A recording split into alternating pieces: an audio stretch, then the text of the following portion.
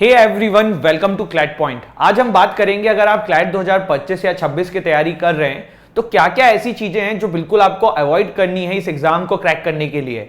देखो, ये जो वीडियो है ना, काफी एनालिसिस के बाद बनाई गई है और इसमें हमारी टीम ने किया क्या है, पिछले जो हमारे यहाँ से कुछ नहीं तो 70-80 बच्चे जो निकले हैं 2-3 साल में, सबको एक फॉर्म दिया था, सबको एक उस पर इनपुट मांगा गया और ऐसे ही 60-70 बच्चे जो एनएलयूज क्रैक नहीं कर पाए हैं और दूसरे कॉलेजेस में गए हैं उनसे भी इनपुट्स लिया गया और उसके बाद हमारी टीम ने जो बेस्ट चीजें हमें यूजफुल लगी, जो मुझे उसमें से यूजफुल लगी, वो मैंने यहां पे डाली है, जिससे आप लोगों के लिए काफी इंपॉर्टेंट होगा। जरूरी नहीं है हर बार हम कुछ गलत करके ही सीखें, दूसरों की गलती से भी सीख सकते हैं जो आपके लिए हेल्पफुल हो सकती है। तो चलिए फिर बिना समय गवाए बढ़ते हैं आगे, शुरू करते हैं हमारे आज के सेशन को।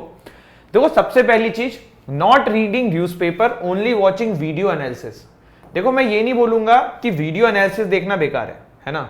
जैसे आपको पता है क्लैट पॉइंट पे द हिंदू एनालिसिस हम भी करते हैं, ऐसे 50 चैनल हैं जो अलग अलग द हिंदू एनालिसिस या न्यूज़पेपर एनालिसिस करते हैं, उसको देखने में दिक्कत नहीं है। बट दो चीजें हैं, देखो कोई भी द हिंदू एनालिसिस की वीडियो आप देख रहे हो ना, मैक्सिमम टू मैक्सिमम उसकी लेंथ 40 मिनट होनी चाहिए। उससे ऊपर की अगर आप कोई भी वीडियो देख रहे हो आप टाइम वेस्ट कर रहे हो। मैं ऐसा क्यों बोल रहा हूं, आप एक दिन में 40 से 60 मिनट तो दोगे न्यूज़पेपर रीडिंग को, ठीक, और इतने ही देर की अगर आप कोई वीडियो भी देखोगे तो 2 घंटे आपने पूरे दिन के किसको दे दिए, हिंदू न्यूज़पेपर एनालिसिस को दे दिए। जैसे देखो, आप क्लैट पॉइंट की अगर आप हिंदू एनालिसिस देखोगे तो मैं 15 मिनट या 20 मिनट से ऊपर नहीं रखता हूं। और ऐसा नहीं है कि हर दिन न्यूज़पेपर में सारे टॉपिक्स ऐसे आ रहे हैं जो बिल्कुल डिटेल में जाने वाले हैं या जिसमें बहुत ज्यादा डिटेल की आवश्यकता है। Most of the topics are repetitive. जैसे कि पिछले 4-5 दिन से जब मैं अभी सेशन बना रहा हूं, उस समय कच्छातीवू आइलैंड बहुत न्यूज में है, तो एक दिन डिस्कशन हो गया ना कच्छातीवू आइलैंड का, उसको बार बार करने की क्या जरूरत है। तो मेरा पॉइंट ये है कि आप एनालिसिस देखिए, ठीक है, पर ये देखिएगा कि 40 मिनट मैक्सिमम देखना है आपको, इससे ऊपर की वीडियो बेकार है, वो आपका टाइम वेस्ट कर रहे हैं। प्लस आप न्यूज़पेपर रीड करिए। न्यूज़पेपर रीड आपकी इंग्लिश इंप्रूव करेगा, आपकी लीगल की नॉलेज बढ़ाएगा, करंट अफेयर की नॉलेज बढ़ाएगा। तो ये तीनों ही चीज आपके पेपर में डायरेक्टली रिलेवेंट है। रीडिंग स्पीड तेज करेगा, जो क्लैट का पूरा गेम है, 2 घंटे में आपको इतने सारे क्वेश्चन सॉल्व करने। तो पॉइंट ये है कि ये चीज आपको समझनी होगी कि न्यूज़पेपर रीड करना is important, just not for the current affair का सेक, बट इंग्लिश के लिए, रीडिंग के लिए एंड ओवरऑल आपके पेपर के लिए this is one of the most important चीज, ठीक है। दूसरी चीज है प्रोकास्टिनेटिंग रिवीजन, ठीक है। मतलब आपको पढ़ना आपने किया, बहुत जरूरी चीज है, ठीक है, पढ़ लिया हमने कोई चीज, अच्छी चीज है, बट अगर वो आपके दिमाग में रिटेन ही नहीं है तो उसको पढ़ने का क्या फायदा। मेरी बात समझ रहे हो। मतलब जैसे बहुत सारे लोग होते हैं कि मैंने यार 50 बुक पढ़ डाली, ठीक है, अब 50 बुक में से आपको 2 पेज भी याद नहीं है, तो ऐसी पढ़ाई का क्या फायदा।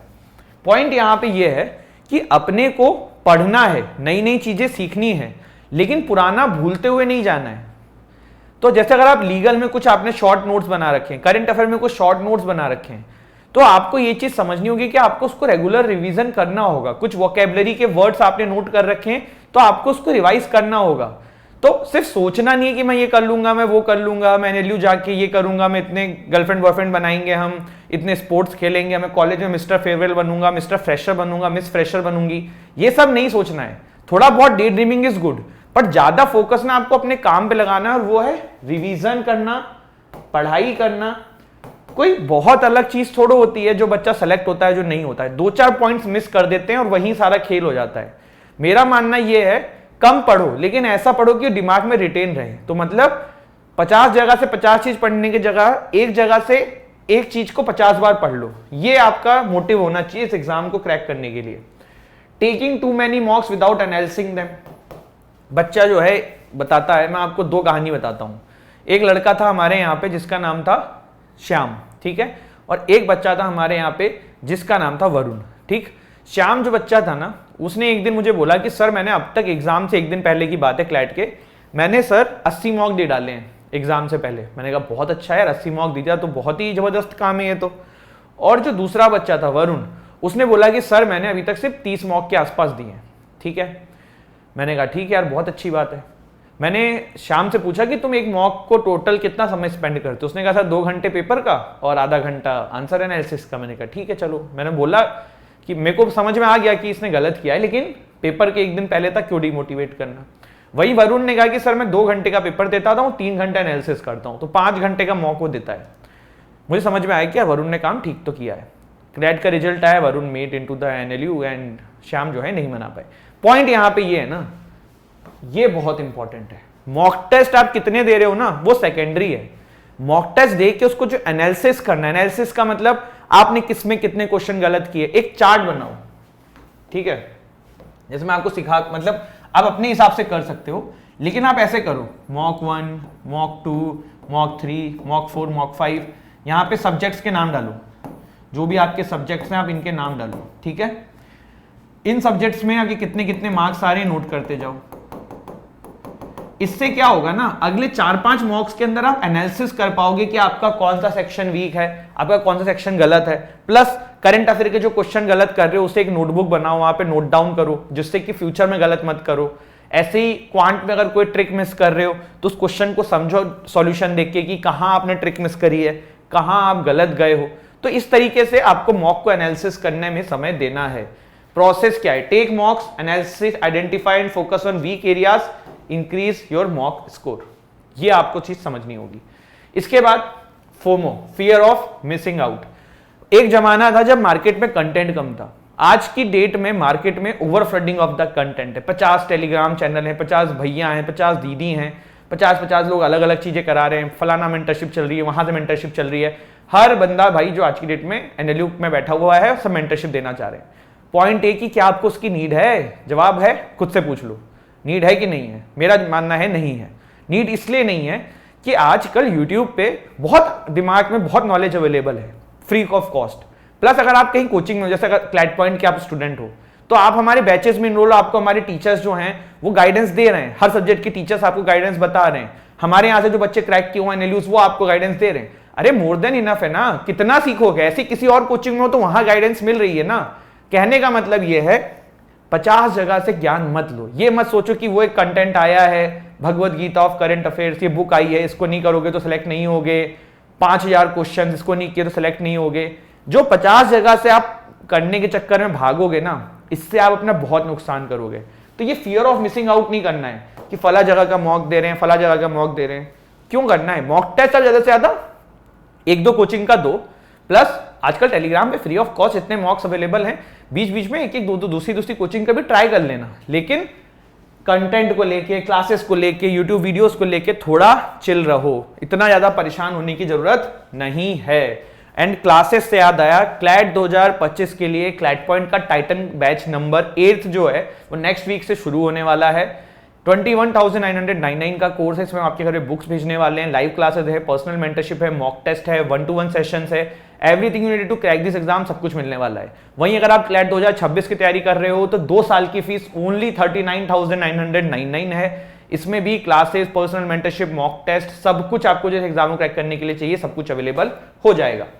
फिर है दूसरों के नंबर से डिमोटिवेट होना। What we do, we compare ourselves from others. जैसे कि सिर्फ पढ़ाई में नहीं है, ये हर चीज में। जैसे आज मैं क्लैट पॉइंट चला रहा हूं तो मार्केट में 100 कंपनियां हैं ना जो क्लैट की कोचिंग करा रही है। तो अगर मैं यही सोचता रहूंगा कि यार फला कोचिंग ये कर रही है, धमाका कोचिंग ये कर रही है, वो ये कर रहा है, वो टीचर ऐसे पढ़ा रहा है, तो क्या मैं आप लोगों को पढ़ा पाऊंगा? जवाब है नहीं। ऐसे ही अगर आप अपने आप को हमेशा अपने पीयर से, मतलब अपने साथियों से कंपेयर करोगे तो क्या आपके लिए सही है? अरे वो लाया होगा ना 70, आप 60 लाए हो, आप 50 लाए हो, आप इंप्रूव करोगे ना। मैं आपको ना जाने कितने ऐसे एग्जाम्पल दे दूं। जैसे लास्ट ईयर हमारे यहाँ से प्रेम निकला, एक लड़का एनएलएस में गया है, 92 मार्क्स आए उसके मॉक्स में 70, 80, 85 ऐसे नंबर आते थे, बट मेन एग्जाम में फोड़ दिया ना उसने। कहने का मतलब है never compare yourself with others. उनकी जर्नी अलग है, आपकी जर्नी अलग है, you can do it with time, ठीक है? तो परेशान नहीं होना है। आपको वीकेस्ट सेक्शन अपना ना पता होना भी एक बहुत प्रॉब्लम है। जैसे मैंने कहा एक चार्ट बनाओ, आप 2-3-4 मॉक दोगे ना, इसमें समझ जाओगे कि आपका वीक पॉइंट क्या है। तो वीक सेक्शन को आइडेंटिफाई करो, जो कमियां हैं उस पर काम करो और उससे भागो मत। जो प्रॉब्लम्स होती है ना, उससे अगर इंसान भागेगा तो प्रॉब्लम्स और बढ़ेगी। तो इंस्टेड ऑफ भागना, पकड़ो उस प्रॉब्लम को, उस पर काम करो। ये आपको जरूर समझना होगा। Only implementing without planning, planning is very important. आप बहुत आगे का प्लान मत करो कि 6 महीने में करूंगा, 10 महीने में क्या करूंगा। वीकली और मंथली प्लान करो, ठीक है। वीकली जैसे अब संडे बैठे हो तो नेक्स्ट वीक का संडे प्लान कर लो कि इस वीक में मेरा ये टारगेट है, इतने मॉक्स देने, इतने क्वेश्चन सॉल्व करने, इतनी ये चीजें करनी है। ऐसे ही आप मंथली ये प्लान कर लो कि इस मंथ में मुझे 3 मॉक देने, 4 मॉक देने, एग्जाम आता है थोड़ा और बढ़ाएंगे, क्या क्या सब्जेक्ट पढ़ने, कैसे कैसे पढ़ने, क्लासेस ये करनी है, और भी चीजें जो हैं साथ में सारा चीज डिवाइड कर लो। मतलब planning is very important. Give me 6 hours to chop down a tree and I will spend the first 4 sharpening the axe. मतलब समझ रहे हो, बहुत शानदार बात लिखी हुई है। जितनी कुल्हाड़ी शार्प होगी उतने जल्दी पेड़ कट जाएगा।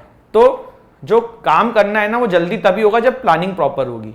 तो वही चीज आपको समझनी होगी, and this is what this last point is all about. And I hope we have made some point here, and if you like the video don't forget to like, share, subscribe the channel and do follow these steps. बहुत analysis करने के बाद ये बनाए गए हैं। Thank you so much. जय हिंद, जय भारत।